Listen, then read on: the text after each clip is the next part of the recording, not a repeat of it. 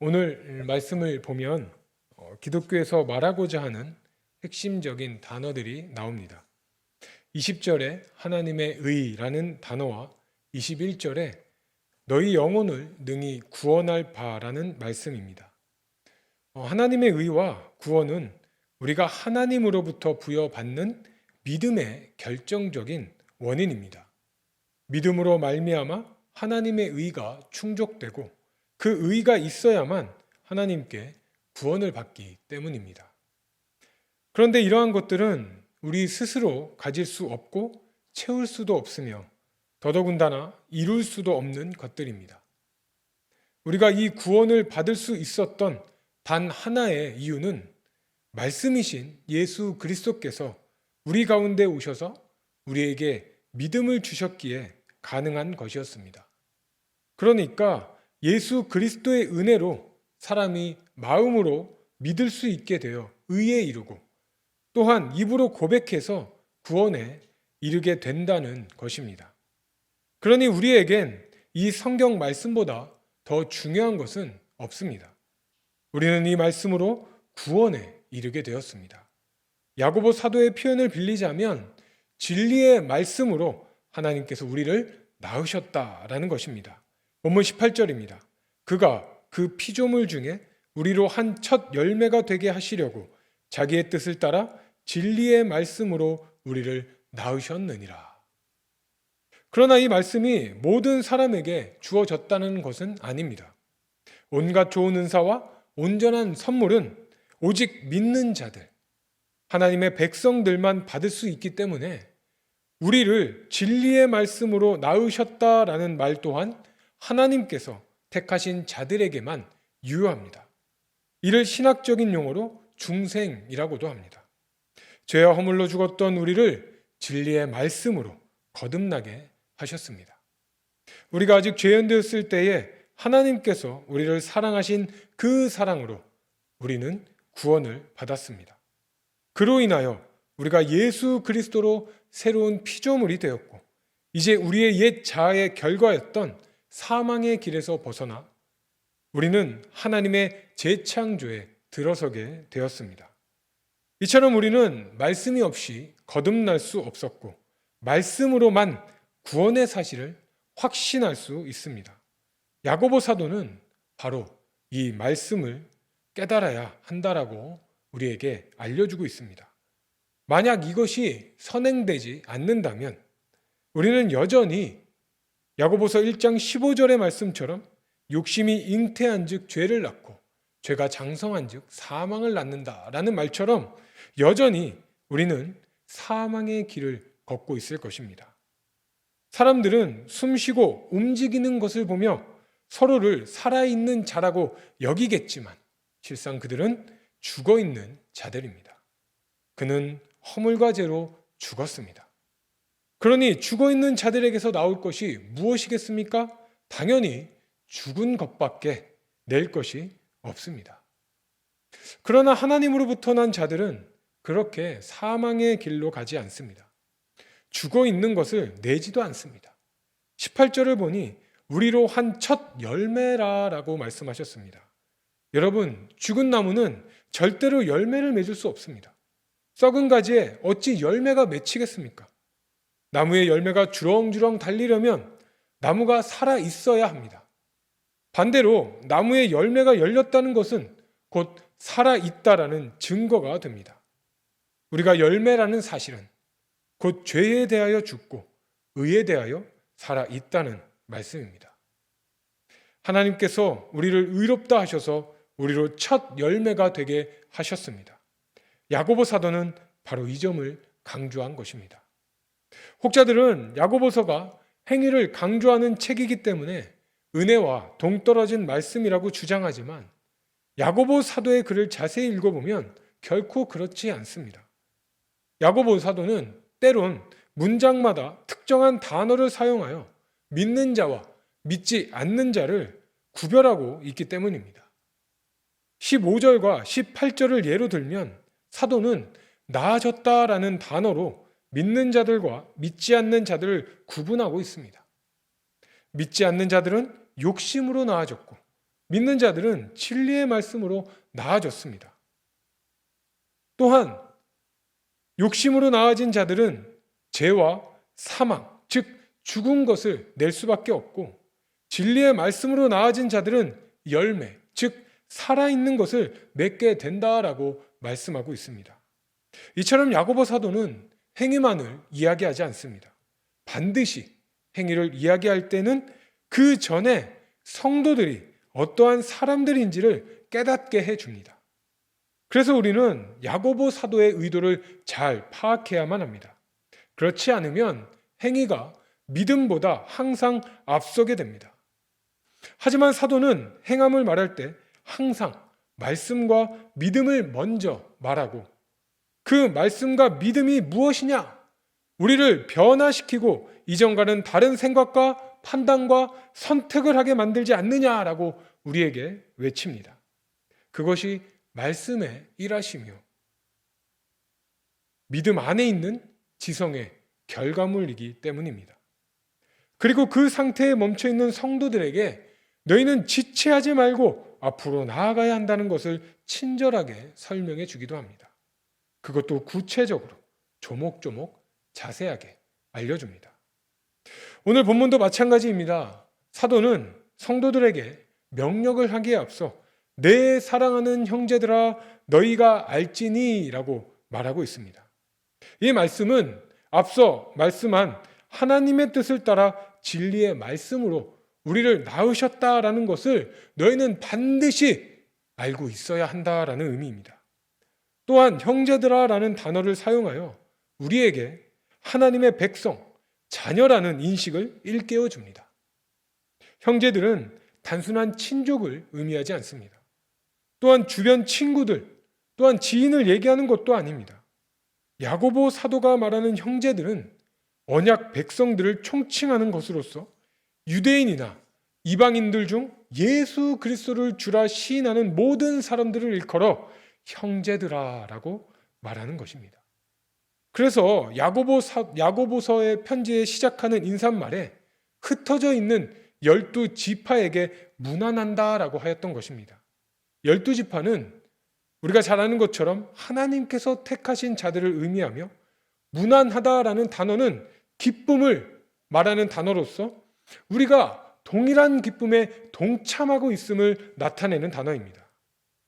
야고보 사도는 그 사실에 근거하여 이제 실제적인 구원의 행동을 하나님의 백성이자 자녀로서 마땅한 책임과 의무로 이행하라라고 우리에게 권면하고 있습니다.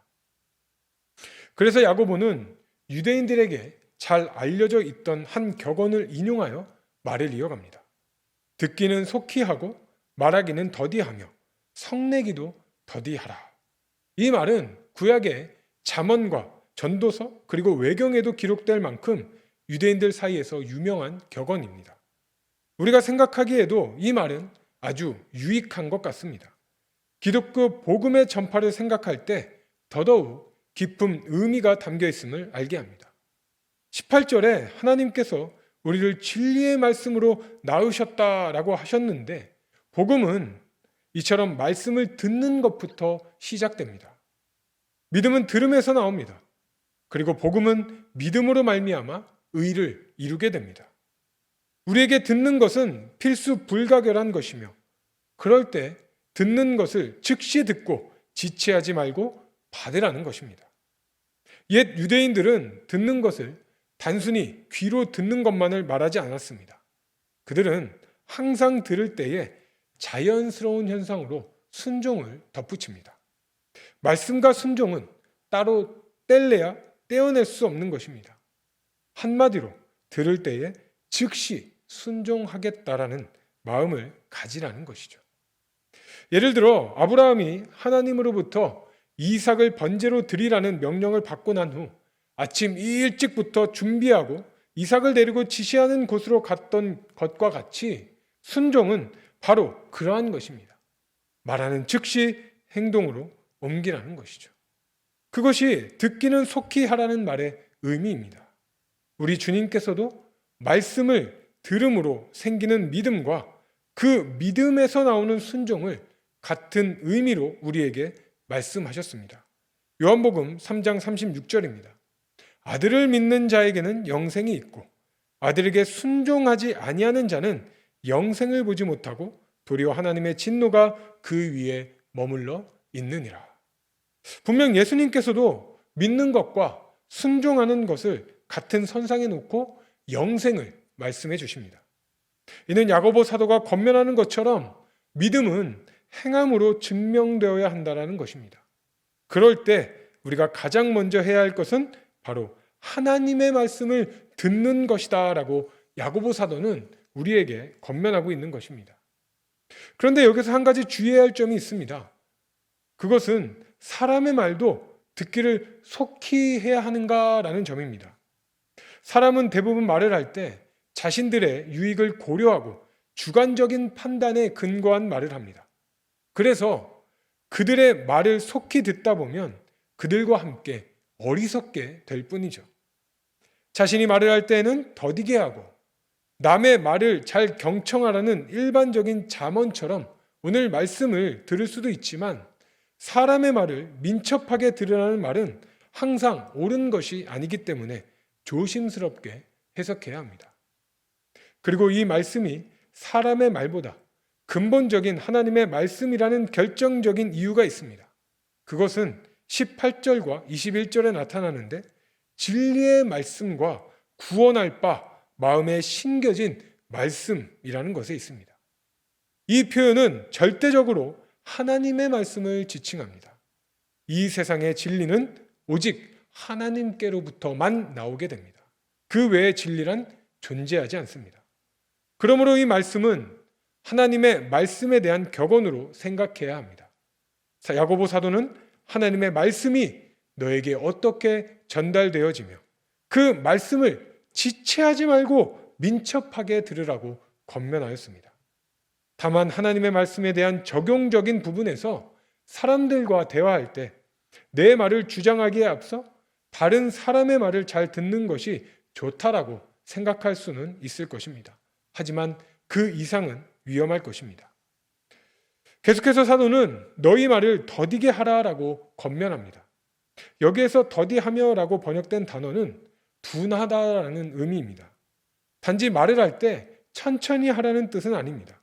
우리는 항시 듣는 것보다 말하는 것을 더 좋아합니다. 그래서 다른 사람의 말이 미처 끝나기도 전에 자신의 주장을 내세우기 바쁩니다. 하나님의 말씀도 마찬가지입니다. 어떤 말씀을 들을 때에 성급하게 자기의 의견만을 주장하거나 자기의 고집만을 내세우지 말아야 합니다. 잘 듣지 못하는 사람은 제대로 말하지 못합니다. 또한 이런 사람은 논쟁에 빠지기 쉬우며 하나님이 말씀하시는 말을 온전히 깨닫지도 못하게 됩니다. 그리스도인들은 말을 하기 전에 먼저 겸허히 진리를 받아들이는 태도를 갖추어야 합니다. 전도서 5장 2절입니다. 너는 하나님 앞에서 함부로 입을 열지 말며 급한 마음으로 말을 내지 말라. 하나님은 하늘에 계시고 너는 땅에 있음이니라. 그런즉 마땅히 말을 적게 할 것이라. 말을 함부로 하고 남의 말을 잘 듣지 못하는 사람들의 공통점이 있습니다. 바로 쉽게 흥분하고 쉽게 분노하며 쉽게 남을 미워하게 된다는 점입니다. 그리고 그것이 결국 다툼을 야기하고 서로 분쟁을 일으킵니다. 그러면 공동체가 온전히 설 수 없고 오히려 와해가 됩니다. 그래서 말의 문제는 화평이나 의를 이루는 문제와 직결되기도 합니다. 오늘 말씀을 반대로 한번 생각해 보십시오. 하나님의 말씀이든 다른 사람의 말이든 듣는 일에는 매우 더디고 둔하며 동시에 자기가 하고 싶은 말을 하는 것에는 빠르고 민첩한 사람은 그만큼 하나님의 선한 뜻과 그분의 의를 이루지 못하며 더 나아가 공동체를 파괴할 가능성이 매우 농후합니다. 실제로 이 시대의 교회 안에도 남의 말을 듣지 않고 자신의 주장만을 내세우다가 서로 다투고 분쟁하여 결국 교회가 분열되고 또 심하게는 세상 법정에 소송하는 일까지 벌어지게 된다는 것을 우리는 익히 주변 교회를 통해 듣게 됩니다. 야고보 사도는 이런 일을 염려하여 우리에게 말씀합니다. 본문 20절입니다. 사람이 성내는 것이 하나님의 의를 이루지 못함이라. 우리가 하나님의 말씀을 듣는 일에 민첩하고 대신 자신의 말을 할 때는 극히 조심스럽게 해야 할 이유가 바로 하나님의 의를 이루어야 하기 때문이라고 사도는 말합니다. 여기에서 하나님의 의는 하나님이 보시기에 좋은 것, 즉 공의를 말합니다. 이 말은 하나님께서 우리를 구원하시기 위해 필요한 모든 것을 의미합니다. 단순히 도덕이나 윤리적인 정당한 행동만을 의미하지 않습니다. 우리가 살펴보았듯이 야고보 사도는 18절에서 하나님의 뜻을 따라 우리를 진리의 말씀으로 낳으셨다라고 하였습니다. 그리고 이 말씀을 연결하여 기록하였기에 하나님의 의를 구원의 역사를 포함하여 생각해야 합니다. 그러니까 이 말씀은 우리가 쉽게 성내는 것은 하나님께서 우리에게 요구하시는 의로운 삶을 살 수 없게 만들어 버릴 뿐만 아니라 그분이 우리의 삶을 통해 이루시고자 하는 우리의 구원과 그분의 뜻을 이루는 일에 커다란 방해가 된다라는 것입니다. 구원은 단순히 죄악 속에서 건져내는 것만을 말하지 않습니다. 그것은 우리의 전 인격적인 변화를 말하는 것입니다. 그래서 새로운 피조물이 되었다라고 할 때는 우리의 겉만 바뀌는 것이 아니라 속마음까지 변하여서 그로부터 죄가 아닌 하나님의 의를 추구하게 되었다라는 말씀입니다. 그러니 우리는 다른 사람에게 성내지도 않고 노하지도 않아야 하며 다툼과 분쟁도 없어야 합니다. 예수님의 산상수훈의 말씀을 보십시오. 마태복음 5장 22절입니다. 나는 너희에게 이르노니 형제에게 노하는 자마다 심판을 받게 되고 형제를 대하여 라가라 하는 자는 공회에 잡혀가게 되고 미련한 놈이라 하는 자는 지옥불에 들어가게 되리라. 이것들은 하나같이 하나님의 의를 이루지 못하는 것들입니다. 그리고 이렇게 되는 가장 첫 번째 원인은 바로 형제에게 노하는 것, 즉 성내는 것이라고 말씀합니다. 그러면서 야고보 사도는 이렇게 되는 보다 근본적인 원인을 우리에게 말씀합니다. 21절입니다. 그러므로 모든 더러운 것과 넘치는 악을 내버리고 너희 영혼을 능히 구원할 바 마음에 심어진 말씀을 온유함으로 받으라. 사도는 우리가 성내는 것은 아직까지 우리 속에 더러운 것이 또한 악한 것이 가득하기 때문이라고 말합니다. 예수 그리스도로 새로운 피조물이 되었는데도 불구하고 아직까지 연약한 육신을 입고 있기 때문에 우리 안에는 갖가지 악한 것들과 더러운 것들이 남아 있을 수 있습니다. 그러므로 우리는 매 순간 우리에게서 더러운 것과 악한 것들이 나가지 않도록 우리는 조심해야 할 것입니다. 예수님께서도 말씀하셨듯이 더러운 것은 우리 눈에 보이는 것처럼 바깥에서 안으로 들어가는 것이 아니라 우리 안에 있는 것이 바깥으로 내어질 때 그제서 비로소 더러운 것들이 나오는 것입니다. 그것이 사람을 더럽게 하며 악하다는 증거가 된다는 것이죠. 그래서 야고보 사도도 후에 이 말에 대해서 우리에게 이렇게 경고합니다. 야고보서 3장 6절입니다. 혀는 곧 불이요 불의의 세계라. 혀는 우리 지체 중에서 온 몸을 더럽히고 삶의 수레바퀴를 불사르나니 그 사르는 것이 지옥불에서 나느니라. 그만큼 우리는 말하는 것에 있어서 조심해야 합니다. 그것은 우리로 성내게 만들고 더 나아가 다툼과 분쟁을 야기하여 교회를 분열하게 만듭니다. 그래서 우리는 우리 안에서 나오는 것들을 멈추고 그것들을 내버리며 우리 안에 하나님의 말씀으로 가득가득 채워야 할 것입니다.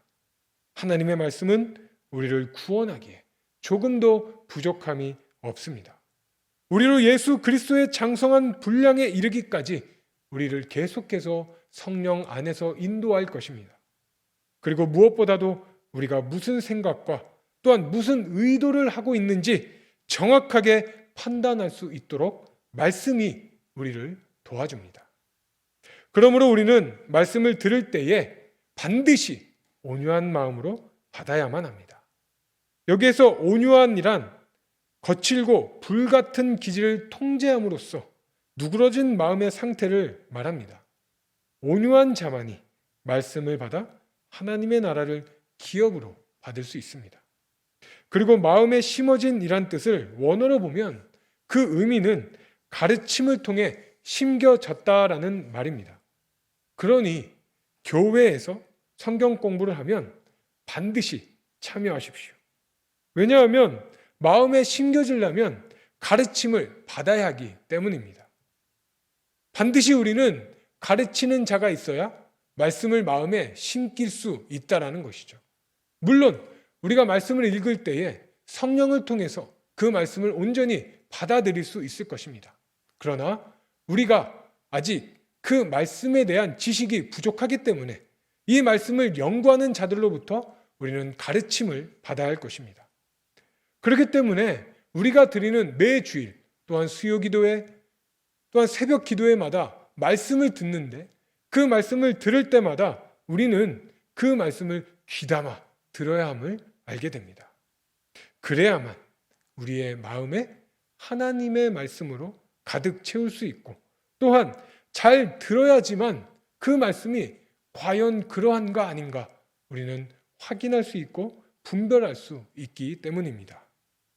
하나님의 말씀인 복음은 믿는 우리에게 구원을 주시는 하나님의 능력입니다. 이 능력으로 하나님의 자녀다운 삶을 사시기를 바랍니다. 우리는 새로운 피조물이 되었으니 새로운 마음에 오직 하나님의 말씀으로 채워 이 세상이 추구하는 잡다한 것들에 현혹되지 마시고 그것들을 물리치어 하나님의 새 창조의 완성을 이루어가는 저와 여러분이 되시기를 주님의 이름으로 축원합니다. 기도하겠습니다. 참 좋으신 아버지 하나님 감사합니다. 우리에게 하나님의 말씀을 들을 수 있는 귀를 주시고 또한 예수께서 보내신 성령 안에서 우리가 이 말씀을 마음속에 깊이 깨달을 수 있는 은혜를 베풀어 주셨음에 참으로 감사합니다. 아버지 하나님, 오늘 우리가 말씀을 통해 배웠듯이 우리는 하나님의 뜻을 따라 진리의 말씀으로 하나님께 나음을 받은 자들입니다. 이제 더 이상 우리는 죄와 허물로 말미암아 죽어 있는 자들이 아닙니다. 사망의 것들만 내는 자들이 아닙니다. 우리는 하나님 안에서 한 첫 열매로서 이 땅에 살아갈 수 있게 되었습니다. 살아있는 자들로서 살아계신 하나님의 말씀에 순종하는 자들로 살아갈 수 있게 되었습니다. 그렇기 때문에 우리는 하나님의 말씀을 듣기에 속히 듣고 또한 우리가 하는 말을 더디하며 또한 악한 것들을 내어버리고 마음으로 오직 성령으로 말미암아 하나님의 말씀을 마음속 깊이 새길 수 있도록 우리와 함께 하시며 우리를 인도하여 주시옵소서. 감사드리며 예수님의 이름으로 기도하옵나이다. 아멘.